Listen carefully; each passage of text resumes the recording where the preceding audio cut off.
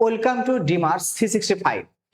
আজকের আমাদের এই যে ক্লাসটি, এই ক্লাসে আমরা জানবো যে তুমি যখন ইন্টারভিউ প্রস্তুতি নেবে, সেই প্রস্তুতি নেওয়ার সময় তুমি কি ভাবে নিজেকে তৈরি করবে। ধরো তোমাকে ইন্টারভিউ বোর্ডে তোমাকে জিজ্ঞেস করা হলো যে আপনার পরিচয় দিন। তো তুমি তোমার পরিচয় দিলে। তো পরিচয় প্রথমে কিন্তু তুমি তোমার নাম উল্লেখ করবে।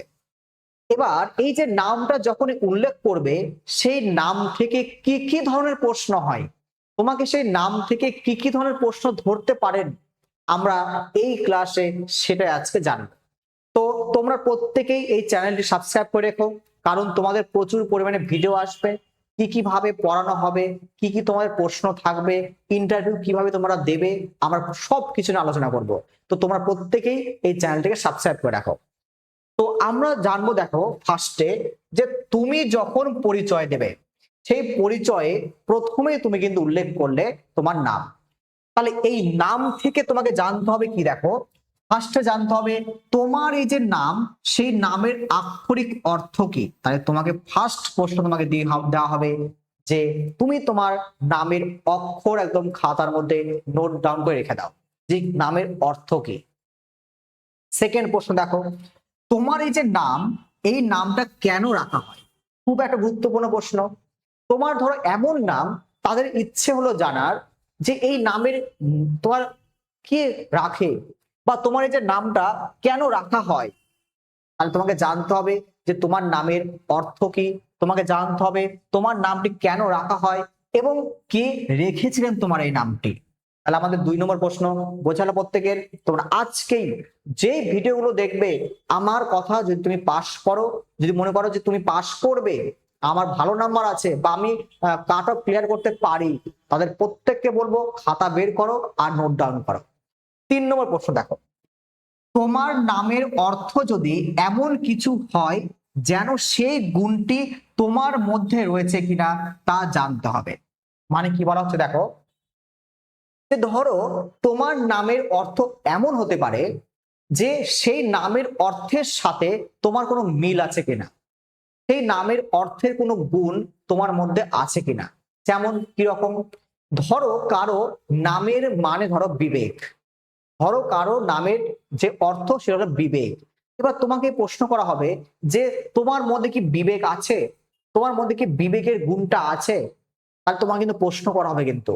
বা ধরো তোমার মানে ধরো সুন্দর, ধরো তাহলে তোমাকে প্রশ্ন করবে যে তোমার নামের অর্থ যে সুন্দর, তোমার সাথে কিভাবে সৌন্দর্যটা তোমার মিল খায়। তাই তোমাকে জানতে হবে যে সুন্দর গুণটি তোমার মধ্যে কিভাবে ফুটে উঠেছে। যে কোনো নাম হতে পারে। তো প্রত্যেকজন, আমি প্রত্যেককে বলবো আমি, যে তোমাদের যে নাম হবে, সেই নামের যে অর্থের যে তোমার গুণ থাকবে, সেই গুণটা তুমি নিজে ভাবো, সেই গুণটা তোমার মধ্যে কিভাবে আছে। কোনো নেগেটিভ কথা বলবে না যে না আমার মধ্যে এই গুণটা নেই, কেউ বলবে না কিন্তু। মানে ধরো বলা হলো যে বিবেক গুণটি তোমার মধ্যে আছে কিনা, তুমি বলে না আমার মধ্যে বিবেক নেই, এই ধরনের কথা কিন্তু বলা যাবে না। তোমাকে এমন একটা উত্তর দিতে হবে যেন পজিটিভ কথাবার্তা হয়, কোনো নেগেটিভ কথাবার্তা বলা যাবে না। কারণ তুমি কিন্তু সেখানে লড়াই করে চাকরি নিতে যাচ্ছ, কিন্তু তোমার থেকে অন্যজন বেটার করলে তোমাকে কিন্তু চাকরিটা দেবে না, তার মানে তোমাকে বেটার হতে হবে।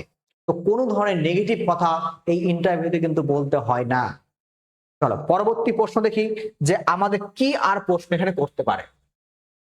এবার দেখো, তোমার কি কোনো ডাকনাম আছে। দেখো অনেকের কিন্তু তার নামের পাশাপাশি দেখবে অনেক ডাকনাম থাকে। তো তোমাকে প্রশ্ন করতে পারে যে তোমার ডাকনাম কি, এবং সেই ডাকনাম যদি হয় তোমার কোনো একটা ভালো ডাকনাম, তার অর্থ কি। যদি না থাকে বলবে যে না আমার কোনো ডাকনাম নেই, আমার ওই একটাই নাম, মানে এইভাবে বলবে আর কি, ভদ্রভাবে বলবে আর কি, যে আমার কোনো ডাকনাম নেই। ঠিক আছে, তো গুছিয়ে বলতে হবে সেগুলো। এরপর দেখো, তোমার নামের সাথে মিল আছে এমন কোনো বিখ্যাত ব্যক্তি ইতিহাসের বা খেলাধুলা বা সাহিত্য বা রাজনীতিতে আছেন কিনা। মানে ধরো তোমার যে নাম, তোমার নাম ধরো বিরাট, তোমার নাম ধরো বিরাট। তাহলে তোমরা জানো যে আমাদের ক্রিকেটের, ভারতীয় ক্রিকেটের একদম গুরুত্বপূর্ণ নাম বিরাট কোহলি, প্রত্যেকে জানো। তাহলে তোমার নাম যদি বিরাট হয় তাহলে বিরাট কোহলি সম্পর্কে তোমাকে জানতে হবে। বা তোমার নাম যদি এরকম হয়, ধরো যে আমরা বলবো ধরো রাজেন্দ্র প্রসাদ বা রাজেন্দ্র নাম, তোমার নাম রাজেন্দ্র প্রসাদ বলবো না, আমরা বলবো তোমার নাম যদি রাজেন্দ্র হয়, তাহলে তোমাকে জানতে হবে এই রাজেন্দ্র প্রসাদের সম্পর্কে, যে রাজেন্দ্র প্রসাদ কবে জন্মগ্রহণ করেন, তিনি আমাদের দেশের জন্য কি কি করেন, তিনি আরো কোন কোন জিনিসের সঙ্গে যুক্ত ছিলেন, সমস্ত কিছু এ টু জেড।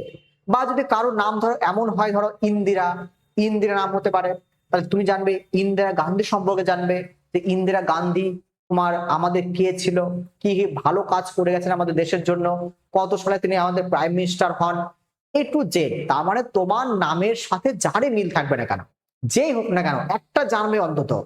সবার নামে হয়তো কিছু না কিছু আছেই, এবার আননোন হয়তো খুব একটা দুটো আছে যেগুলো নেই হয়তো, তো আমি সেটাতে যাচ্ছি না, কিন্তু প্রত্যেকেরই একটা না একটা নাম কিন্তু কোনো ফেমাস ব্যক্তি কিন্তু আছেই, তাহলে তার সম্পর্কে অবশ্যই জানবে।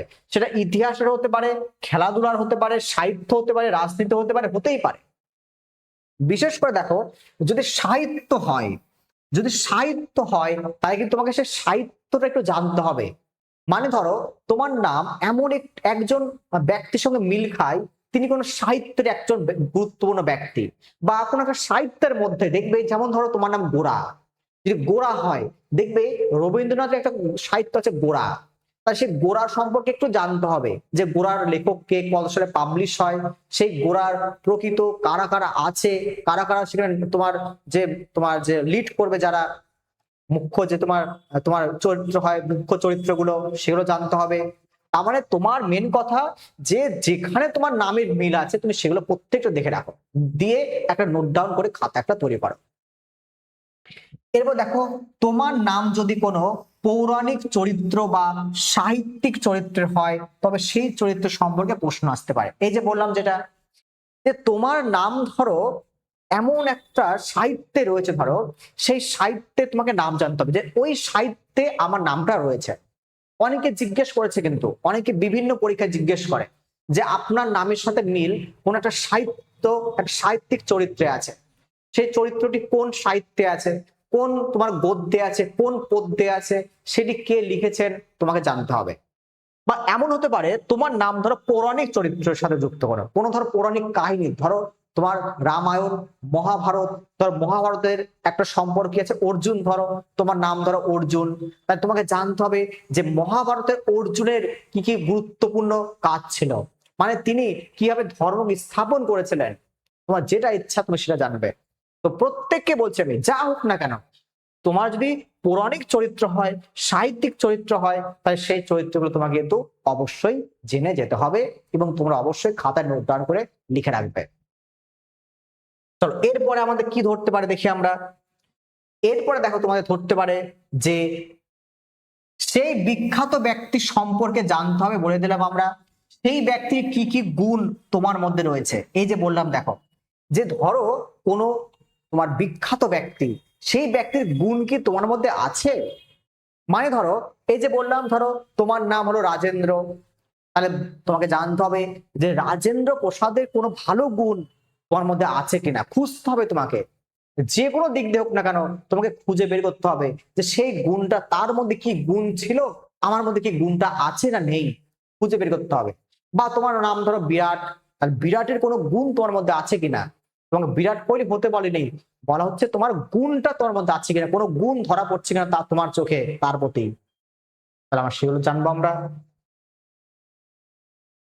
যদি কোনো তোমার নামের সাথে কোনো মহান ব্যক্তির মিল থাকে, যেমন সুভাষচন্দ্র বোস, ক্ষুদিরাম, তারপর তোমার নজরুল, তবে তাদের জন্ম তারিখ, প্রধান কাজ এবং মৃত্যু দিবস অবশ্যই জেনে যাবে। বোঝালো, ধরো অনেকের নাম ক্ষুদিরাম হয়, অনেকের নাম ক্ষুদিরাম হয়, তাহলে কিন্তু তোমাকে জানতে হবে ক্ষুদিরামের কবে জন্মগ্রহণ হয়, ক্ষুদিরামের বাড়ি কোথায় ছিল, ক্ষুদিরামের মৃত্যু কবে হয়, ক্ষুদিরাম কেন মারা গিয়েছিল, কিসের সঙ্গে যুক্ত ছিল ক্ষুদিরাম, তাহলে ডিটেলস তোমাকে জানতে হবে কিন্তু এগুলো। তার মানে তোমার নামের সঙ্গে যদি কোনো ঐতিহাসিক গুরুত্বপূর্ণ ব্যক্তি থাকে, নেতাজি সুভাষচন্দ্র বোস হোক, ক্ষুদিরাম বোস হোক, প্রত্যেকের নাম তোমরা কিন্তু অবশ্যই জেনে যাবে কিন্তু। চলো এরপর আমরা দেখি, এরপর দেখো আমরা দেখব যে তোমার পদবীর উৎপত্তি বা ইতিহাস সম্পর্কে কিছু জানতে হবে। মানে ধরো তোমার এমন কিছু পদবি আছে, ধরো যে পদবীর কোনো ধরো ঐতিহাসিক কোনো কাহিনী আছে, তাই তোমাকে জানতে হবে যে সেই পদবিটা কিভাবে আসলো, সেই পদবীর সঙ্গে জড়িত কোনো ব্যক্তি আছে কিনা। তাহলে প্রথমে জানবে কি, তাহলে প্রথমে বলবো আমরা যে তোমার পদবীর উৎপত্তি আর ইতিহাস সম্পর্কে জানতে হবে। তোমার কি পদবী, রয় পদবী না তোমার ব্যানার্জি পদবী না তোমার যে ধরনের পদবী হোক না কেন, সব জানতে হবে। এরপর ঐতিহাসিক দৃষ্টিকোণ থেকে এই পদবিটি কি নির্দেশ করে, এটি কি কোনো উপাধি ছিল নাকি পেশার ভিত্তিতে হয়েছিল। দেখবে অনেক ধরনের পদবি হয় যেগুলো দেখবে ঐতিহাসিক ভাবে কিন্তু দেখবে যে আগে কোনো তোমার পেশার সঙ্গে যুক্ত ছিল, যুক্ত থাকতে থাকতে তাদের পদবি সেই পদবিতে তৈরি হয়ে গেছে। দেখো তার মানে তোমাকে জানতে হবে সেই পদবিটা কি হতে পারে। এরপর দেখো তোমার গোত্র কি, আবার কি তোমার বংশে কোনো বিশেষ ঐতিহ্য আছে কিনা। দেখবে অনেক গুরুত্বপূর্ণ বৈশিষ্ট্য তোমার বংশ হয়, দেখবে রয় বংশ, এই বংশ সেই বংশ। তা তোমার তোমার বংশের ইতিহাস একটু জেনে রাখবে একটু, যে আমার বংশের এই গুরুত্ব আছে, বা তোমার যে গোত্রটা কি সেটা জানবে। তোমার পদবীধারী কোনো বিখ্যাত ব্যক্তির নাম জানতে হবে। মানে ধরো তোমার পদবী মানে তোমার টাইটেল, ধরো আমি বলবো কি, ধরো ধরো তোমার টাইটেল ধরো রয়, ধরো টাইটেল রয়, তাহলে তোমাকে জানতে হবে যে রয় টাইটেলে কোনো কেউ গুরুত্বপূর্ণ আছে কিনা, এগুলো জানতে হবে সব। তোমার টাইটেল যেই থাক না কেন, তুমি যদি মনে করো যে জানার একটা দুটো যদি আছে, জেনে রাখো প্রত্যেকেই। এরপর দেখবো আমরা যে দেখো যে আমাদের একটা অফলাইন রবিবার, এই রবিবার তোমার 5 এপ্রিল তোমার দুপুর 1:30 থেকে একটা মক ইন্টারভিউ ক্লাস করাবো। তোমাদের দেখো সময় হাতে খুবই কম, তো আমরা কোনো যে রেজাল্ট বেরোবে তারপরে মক করাবো এই সমস্ত সময় কিন্তু নেই, কারণ তোমাকে অনেক কিছু শেখাতে হবে, তোমাকে অনেক কিছু শেখাতে হবে। তাহলে কিন্তু আমরা কি করব, 5 এপ্রিল রবিবার 1:30 থেকে তোমাদের একটা ইন্টারভিউ ক্লাস, মক ইন্টারভিউ এবং কম্পিউটার টাইপিং মকের আমরা একটা ব্যবস্থা করব। তো আপাতত আমরা শুধুমাত্র এখন শিখবো ইন্টারভিউ ক্লাস নিয়ে। এই ক্লাসে তোমাকে তৈরি করে তারপরে তোমাদের কিন্তু আমরা কি করব, তোমাদের মক ইন্টারভিউ আমরা নিব কিন্তু। আর যারা ভর্তি হতে চাও তারা 7602271555 যোগাযোগ করো। এবং আমাদের ঠিকানা অনেক সংঘ, রথবাড়ি, মালদা। আবারও বলছি আমি যে আমাদের এই 5 এপ্রিল রবিবার একটা আমাদের মক ইন্টারভিউ ক্লাস শুরু হবে। তোমরা যারা ভর্তি হতে চাও তারা এই নাম্বারে যোগাযোগ করো। খুবই সামান্য একটা তোমাদের পেমেন্ট রাখা হয়েছে একটা। তো তোমরা প্রত্যেকেই তৈরি করো, ভালো থেকো প্রত্যেকেই।